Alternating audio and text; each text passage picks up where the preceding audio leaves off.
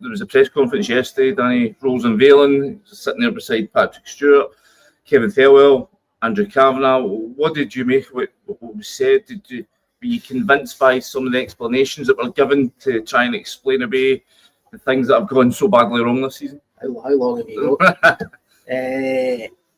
I was impressed with Danny Rohl. Yeah.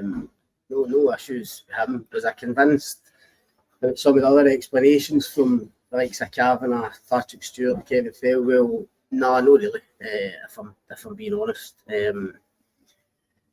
Look, they've got a job to do to get fans back. So I don't think what they said yesterday is really going to wash with supporters. No, the proof will be in the pudding.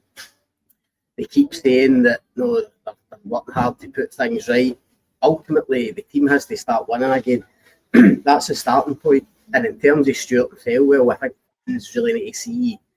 They need to see what they're producing in those roles. I mean, Thelwell in particular, obviously, with the recruitment, wasn't convinced at all his answer about Yusuf Chermiti, for instance. I was going to say that myself, because for me, he talks about Chermiti coming in and being a guy over the course of his time here. He'll be somebody that will prove his value and will improve. But for me, Rangers needed a striker that was ready made. They've got rid of Cyril Dessers, who, for all his faults, guaranteed you goals. He's 50 goals over 2 years.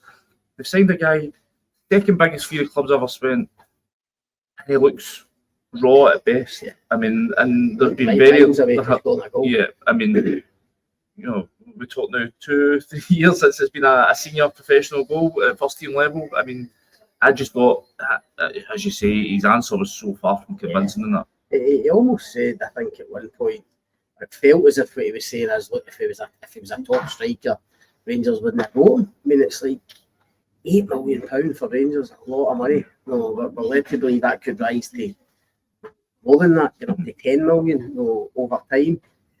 You're right. I mean, you look at a team at the top of the league, Hearts. I know everybody talks about the data and the analytics with Hearts, but I mean, they've signed a striker in the boy Braga for a few $100,000, and he's already joint top scorer in the league.